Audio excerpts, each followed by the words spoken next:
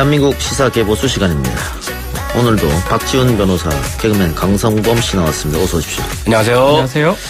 예, 우리 개보수 코너의 또 한 분의 멤버 이준석 최고위원은 지금 미국 출장 중이어서 함께하지 못했다는 거 알려드리고요. 본격적으로 방송 들어가기 전에 정두원 전 의원 비보 소식이 들렸는데 박지훈 변호사가 많이 친하잖아요.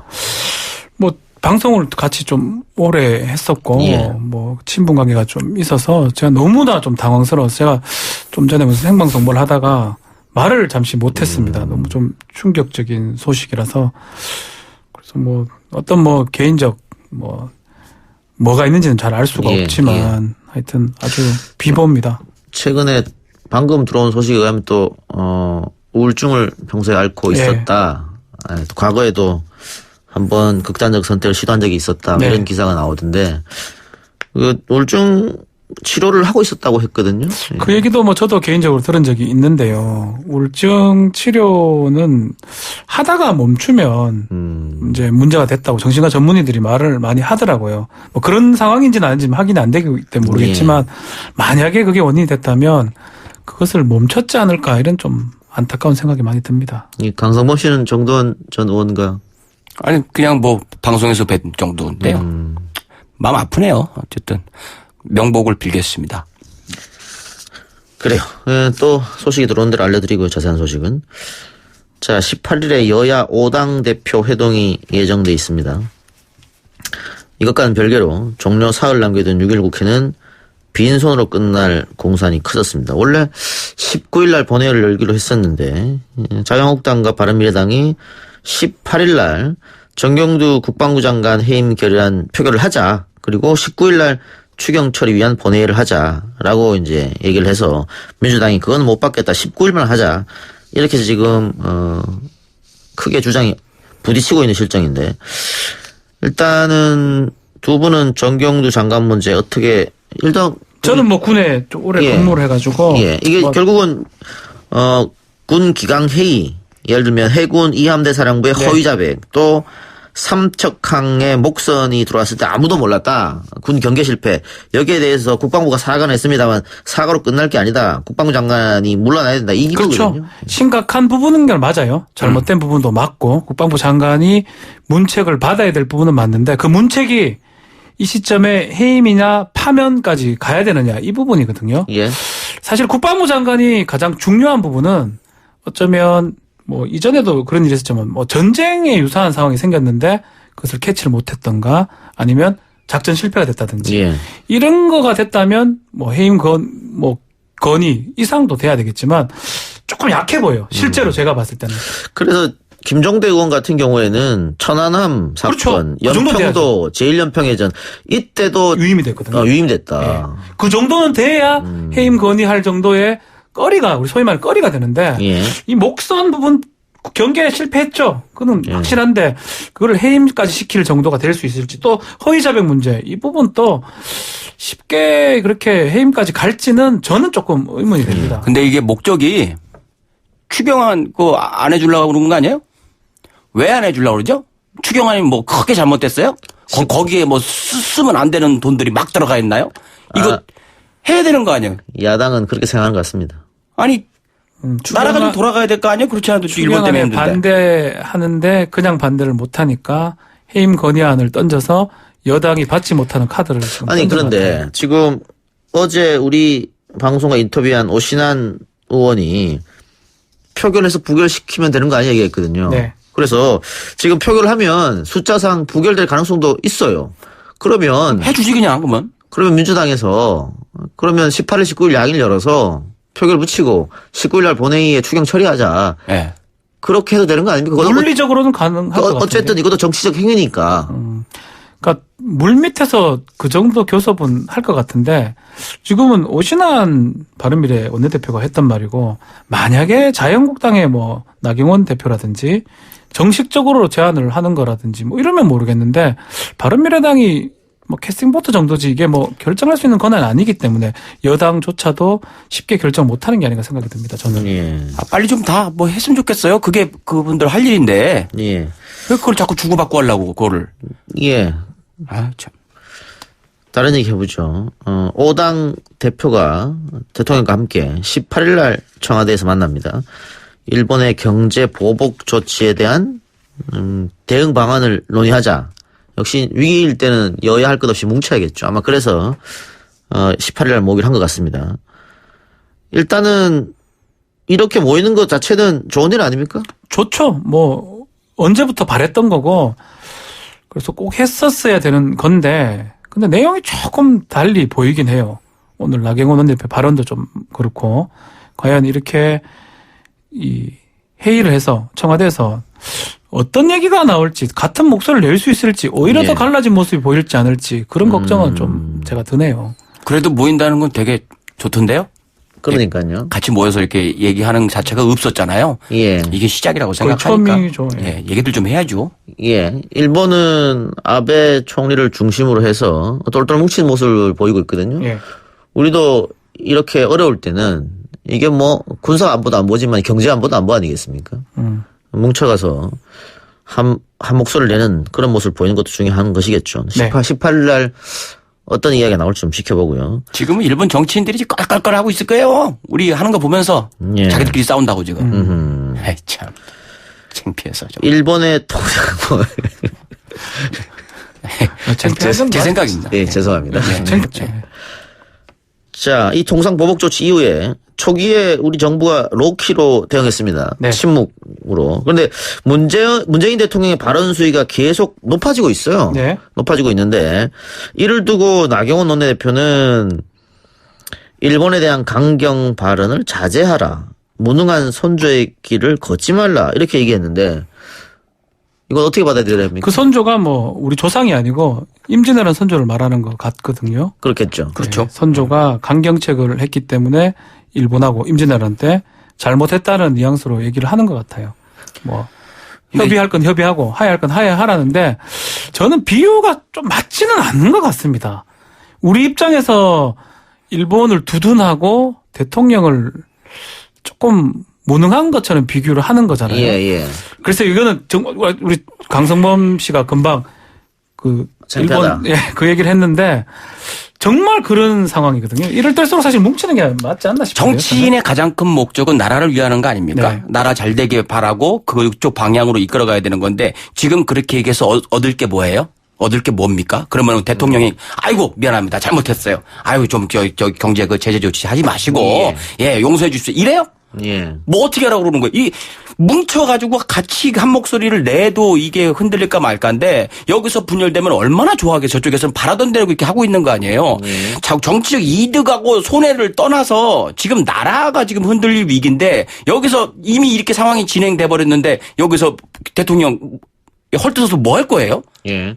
일단 문재인 대통령의 강경 발언을 일본 언론이 대서특필했습니다. 네. 대서특필했고 일본 정부에서 또 관련해서 이야기가 나왔습니다. 문재인 대통령이 강력하게 경고한 것에 대해서 일본이 발을 뺐거든요. 네. 우리는 징용하고 상관없는 다 이렇게 얘기했는데 아베 총리가 그 전에 그게 맞다고 얘기를 했기 얘기를 때문에 했었어요 이미. 지금 일본 정부도 대응이 왔다 갔다 하는 수준 같아요. 일본도 뭐 의원의 표현에 따르면 꼴대를 뭐 계속 바꿨다는 거예요. 예. 뭐 목적을 잡았다가 안 되니까 다른 걸로 변경하고 지금도 변경한 상황이기 때문에 일본도 어떤 명확한 목적을 갖고 이렇게 하기보다는 예. 자기들도 자기의 국익을 위해서 하는 것처럼 우리도 지금 정도면 뭐 좀 자중질환보다는 좀 이렇게 한 목소리 좀 낼 필요가 있는 것 같고 뭐 야당이 정부 여당이나 청와대 대통령 비판하고 뭐 비판을 할 수 있죠. 근데 예. 비판 수위가 어느 정도를 넘어가게 되면 비판에 대응을 못 하게 됩니다. 예. 비난이 되고 뭐 세월호 얘기를 해버리고 뭐 선조 얘기를 해버리고 이래 돼버리면 거기에 대해서는 정확한 논리를 갖고 어떻게 가자고 대응을 못 하게 되니까 그런 부분이 저는 야당이 좀 아쉽다.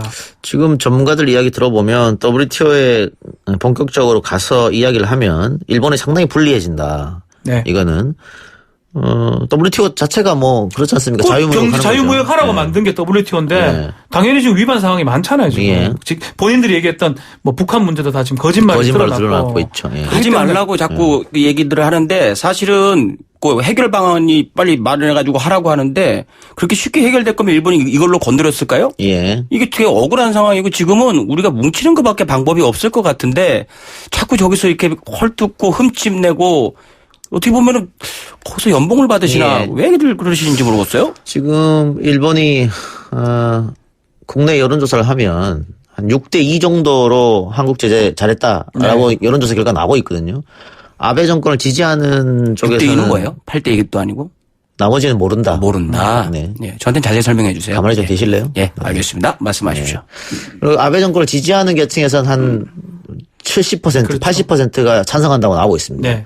그런데 지금 우리 정부의 강경 대응 입장을 내놨었는데 보수 언론과 보수 야당에서 계속해서 정부를 오히려 일본보다는 한국 정부를 비판하고 있기 때문에 아까 강성모 씨가 얘기한 조금 부끄러운 게 아닌가 이런 반응이 나올 수도 있을 것 같아요. 그렇죠. 지금 그게 사실 저는 가장 문제 같습니다. 이게 어차피 보면 단기간에 끝나면 다행이지만 단기간에 끝날 일이 아니거든요. 예.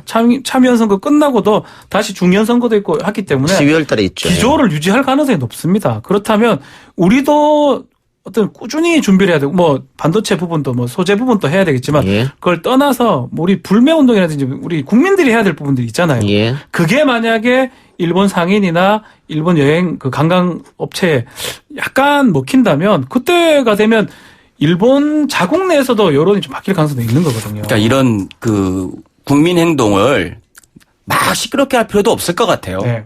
그냥 각 개개인이 그런 생각이 있으신 분들은 각자 자기 지인, 가족 이렇게 해서 하나하나 실천해 나가는 게 중요하지 않을까. 자꾸 내세우면 자꾸 우리가 또 불리해질 수 있으니까 예, 알아서들. 예. 박주민 변호사 말대로 21일 날 참여연 선거가 아마 아베의 승리로 네. 아마 결정이 날 것 같고 그 뒤에 이제 중의원 선거가 있지 않습니까? 거기에서도 승리하게 되면은 이제 헌법을 바꿀 수 그렇죠. 있다. 그게 목적일 거고요. 그게 목적이니까. 예. 그럼 그때까지는 계속해서 한국 대리기를 할 것이다. 이거지 기조를 않습니까? 바꿀 가능성은 네. 특단의 조치가 없는 한 안 됩니다. 제가 봤을 때. 우리 입장에서는 우리 정부는 조금 냉정하게 바라보면서 WTO도 해야 가서 되고. 여론전도 해야 되는 것이고 또 외교전도 해야 펼쳐서 되고. 뭐 다른 나라에서 도움 받을 수 있으면 도움 받아야 되고 미국이든 어디든 해야 되고. 예. 다만 우리 국민 개개인이 불매운동 혹은 일본 관광 가지 않겠다 이런 것은 그 누구도 뭐라 못하는 거지 않습니까? 그렇죠. 국민들이 하는 그렇죠. 것이기 예. 때문에. 우리 조용히. 소위 말하는 그 국채 보상 운동도 예전에 있었고요. 예.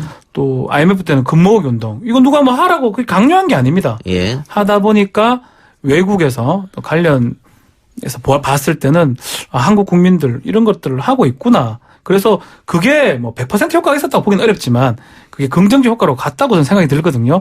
불매운동도 그런 차원에서도 봐야 될 것 같다는 생각이 듭니다. 우리가 불매운동하면 그쪽도 불매운동하면 그걸 할 거예요. 같이 분위기가 흐를 텐데 어찌됐건 무조건 우리가 손을 낼 것 같습니다. 그래도 다음에 못 건들게 진짜 좀 무섭구나 이 나라. 요건 좀 느끼게 했으면 좋겠어요. 우리를 우습게 보게끔 하면 안 된다. 예. 강성모 씨 불매운동에 동참하고 있나요? 저는 꽤 됐습니다. 그 전부터. 예. 예, 잘 안 샀어요. 저는 일본 말도 안 쓰려고요. 일본 말요? 제가 생활 중에 일본어를 한 번씩 쓰긴 하는데 인터넷 방송에서 많이 쓰던데요? 이제 안 쓰게 좀 됐어요. 심하게 쓰시던데. 예. 작년에는 일본 여행도 갔다 오셨잖아요. 안 갈 겁니다 이제. 앞으로 안 갈 겁니까? 예. 중국으로 가랍니다. 이 작가는 일본에서 돈 많이 벌어 오셨잖아요. 그거는 좋은 일 아닙니까? 그렇죠. 한 번 더 나가시라고. 더 나가라고요? 가서 돈 많이 벌어 오세요. 그래요. 쉽지가 않아요. 예. 예. 아까 전에 뭐 선조 얘기도 나왔습니다만은 그 자유한국당 정미경 최고위원이 문재인 대통령의 그 이순신 발언을 비판하면서 문재인 대통령이 그 이순신 장군의 발언 아직 신에게는 12척의 배가 있다.